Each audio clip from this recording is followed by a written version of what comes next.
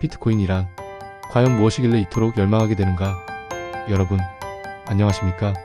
행복한 소망들 이루어가고 계십니까? TVTV 정보에서 인사드리겠습니다. 이번 영상에서는 비트코인, 자산의 가치, 행운의 가치 비트코인에 관하여 살펴보는 시간이 되었으면 합니다. 첫 번째로는 전자화폐에 관하여 말씀드리겠습니다. 가장 쉽게 이해한다면 디지털 화폐를 지칭합니다. 이는 스마트폰이나 컴퓨터에도 저장이 가능한 원리가 되는 것입니다. 예를 들어 통상적으로 여러분들께서 사용하시는 화폐라는 종류가 돈, 즉 현금이나 신용카드를 대부분 생각하게 되십니다. 현금은 가장 선호하는 보편적인 결제 지급 수단이 됩니다. 반면에 온라인상으로 결제를 바로 할 수는 없습니다. 이럴 때 보통은 신용카드로 결제가 진행되고 있습니다. 물론 계좌로 이체를 하는 경우도 있습니다만 절차상으로 번거롭게 처리가 되고 있습니다. 또한 사용 내역 등이 양성적이든 음성적이든 조회하여 추적을 할 수 있게 됩니다. 이러한 부분들이 장점이자 혹은 가장 큰 단점이 되기도 하는 것입니다. 시간을 거슬러 살펴보게 되면 데이빗 차움이라는 분이 1982년에 발상에 전환을 하시게 됩니다. 생활 속에서 현금과 신용카드를 사용하듯이 온라인상에서도 신용카드와 더불어 현금처럼 사용될 수 있는 가치를 찾아내신 것이 전자화폐, 즉 온라인에서 사용할 수 있는 온라인 현금이 만들어지게 된 것입니다. 여기서 중요한 점이 있습니다. 전자화폐는 출입될 수가 없어야 하는 것입니다. 이유는 잠시 뒤에서도 언급드리겠습니다만 답을 챙겨서 보시려고 생각됩니다. 비트코인은 전자화폐의 한 종류가 되는 것입니다. 비트코인을 정의해본다면 비밀보호성 온라인 현금이 되는 전자화폐의 한 종류가 되는 것입니다. 살펴보자면 화폐의 종류는 다양합니다. 달러도 있고 원화도 있고 엔화 등도 있는 것처럼 말입니다. 비트코인 말고도 이더리움이나 리플 등도 전자화폐의 한 종류가 되는 것입니다. 그렇다면 다양한 전자화폐의 종류 중에서 특히 비트코인이 대세가 된 이유는 무엇이겠습니까? 이유를 살펴보자면 전 세계적 추세로 특히 중국의 부자들이 위안 등의 관리를 받게 되는 점을 꺼리게 되니 흔적을 남기지 않는 거래 방식이 새롭게 대두가 된 것입니다. 이때 비트코인을 구입, 즉 사용하여 미국으로 진출을 한 뒤 미국에서 다시 달러화를 통하여 부동산 등 본연의 다양한 목적 사업들을 활발히 추진해 왔던 것입니다. 이로 인하여 수요가 많이 몰리게 된 비트코인의 가격이 폭등을 하게 된 것입니다. 바로 전자화폐의 장점이 되는 추적 불가로 익명의 존재들이 보호가 되어지다 보니 엄청난 열풍으로 그 여파가 우리나라에까지도 유입이 된 것입니다. 이와 더불어 아직까지는 큰 보편화로 볼 수는 없겠습니다만 이미 비트코인으로 결제가 가능한 곳들이 생기고 있습니다. 아울러 음성적으로 신분 노출을 꺼리는 특수성, 직업군들에서는 이미 예전부터 쓰고 있었던 수단이 되었습니다. 비트코인의 가격이 일정했을 때에는 화폐로서의 기능에 적합했었지만 가격이 폭등이 된 현 시점에서는 금이나 주식을 거래하듯이 투자의 대상으로 여겨지는 현상들이 다분하게 나타나게 된 것입니다.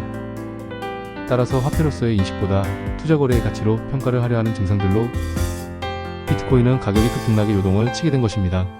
이와 동반하여 매수매도 측 또는 판매 구매자들의 가치 기준, 형평성의 균형을 잃게 되어 화폐로서의 가치는 상실된 상황이 되어지고 있습니다. 결국 투자의 대상으로 자산의 형태가 되어버린 것입니다.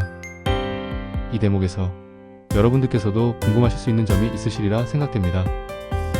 과연 비트코인은 계속되어 발행을 하게 되는 것인지에 대하여 말입니다. 결론부터 말씀을 드리자면 안타깝게도 비트코인은 처음 생산할 때부터 2100만 개로 한정되었었습니다. 비트코인은 컴퓨터 프로그램을 이용하여 만든 디지털 화폐입니다. 현금 지폐, 종이 화폐를 예로 들어보면 위조 방지 기술이 숨겨져 있습니다. 그런데 디지털의 특징 중 하나가 복사가 참으로 쉽다는 점이 있습니다. 만약 이 점이 악용된다면, 만약이라는 가정하에 말입니다. 비트코인을 여러 개로 복사할 수도 있게 되고 원본과 복사본이 같아지기 때문에 디지털에서는 위조를 하는 방식이 훨씬 쉽게 된다는 점이 문제가 되는 것입니다. 따라서 전자화폐를 만들 때 가장 중요한 점인 위조 디지털 화폐를 잡는 기술이 매우 중요하게 되는 것입니다.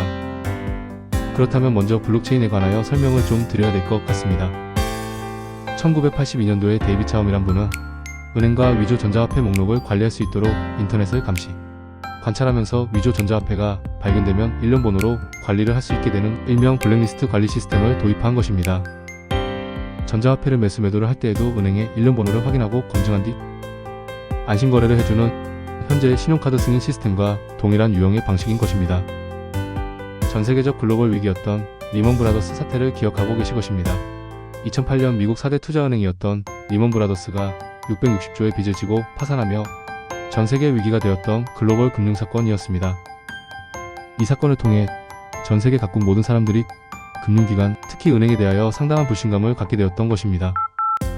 이때 불안한 은행을 거치지 않고 전자화폐를 만들 방법을 모색하여 전자위조화폐 블랙리스트를 선별해주던 은행의 역할을 대신할 시스템, 즉 블랙리스트를 관리해주는 기술이 되는 블록체인이 시작된 것입니다. 바로 위조 전자화폐를 관리하는 기술, 블록체인 것입니다.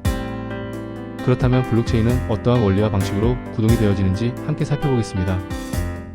먼저 중앙 집중식의 블랙리스트를 관리하는 방법으로 위조 지폐 관리 권한을 편중하여 부여하게 된다면 블랙리스트를 조작할 위험이 따를 수 있게 되는 것입니다.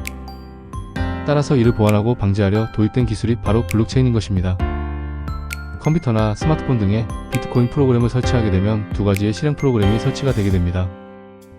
하나는 전자지갑으로 통장의 역할과 상호거래 시 주고받는 기능을 하는 것이며, 다른 또 하나는 블록체인, 즉 위조화폐 감시 프로그램이 생성이 되어지고 24시간 내내 일련 번호를 기록을 하는 기능의 역할도 함께 병행하는 것입니다.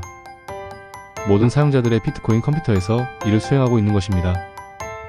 그렇다면 모든 전자화폐들이 전부 블록체인의 기술을 이용하는지가 또한 궁금하실 것입니다. 답을 먼저 말씀드린다면 선택사항이지 필수사항은 아닌 것입니다.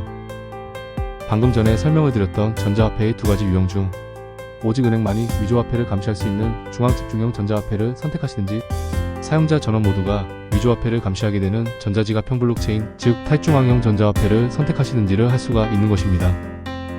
여기서 또 하나의 중요한 사실은 비트코인이나 이더리움 등은 탈중앙형 전자화폐를 사용하고 있다는 점입니다. 따라서 블록체인을 이용하게 되는 것입니다. 그러나 탈중앙형 전자화폐, 전자지갑과 블록체인을 선택하여 사용을 한다고 해도 불합리될 수 있는 여건이 발생을 하게 됩니다. 이유로는 감시된 블랙리스트들이 각자가 다를 수 있게 담합 등을 하게 될 경우도 생길 수가 있기 때문인 것입니다. 따라서 이렇게 의견들이 동일하지 않고 다양하게 될 때 조율을 할 수 있는 투표 기능이 내장되어 있게 되는 것입니다. 주기적으로 몇십 분마다 투표를 하게 되고, 그 과정을 거쳐서 사람들과 프로그램이 자동으로 블랙리스트를 일치를 시키게 되는 로직인 것입니다. 그러나 이 과정들이 매우 번거롭고 개인들이 24시간 동안 컴퓨터를 켜놓기를 싫어하는 부담으로 매 10분마다 가장 정확하고 빠르게 블랙리스트도 작성하고 투표도 되는 처리 속도가 제일 빠른 한 컴퓨터를 뽑게 됩니다. 그 컴퓨터에 있는 전자지갑으로 비트코인을 신계를 대가로 주었던 것입니다. 이 번거로운 작업을 하시는 분들께서 받으시는 선물이 바로 채굴인 것입니다. 2100만 개의 한정 비트코인 중에서 말입니다. 정리해드리면 가장 빠르고 가장 정확하게 블랙리스트를 찾아 투표한 컴퓨터가 보수를 받는 인센티브 행위가 바로 채굴인 것입니다. 이로 인하여 고사양의 그래픽카드나 컴퓨터들의 수요가 상당했습니다. 또한 미국 엔비디아의 주가도 엄청난 상승을 하게 되었습니다. 간단한 듯 하면서도 복잡해지는 새로운 가치, 비트코인을 살펴보게 되면서 인생의 기회 또한 같은 상황인 듯함을 느끼게 됩니다. 여러분들께서도 2025년 도전해 보셨으면 합니다. 요행의 바람이 아닌 준비된 이루심들을 말입니다. 열심히 땅을, 무언가를 판다면 금을, 무언가를 얻을 수 있다는 무에서 유를 창조할 수 있다. 이 만고 진리의 법칙을 여러분들 각자께서 목표하시고 소망하시는 뜻 안에서 반드시 이루어 보시기를 간절히 바라겠습니다. 지금까지 영상을 함께 시청해 주셔서 진심으로 감사를 드립니다. 항상 매 순간순간들이 행복하시기를 간절히 바라겠습니다. 티브TV 정보에서 인사드리겠습니다. 행복하세요. 안녕히 계세요.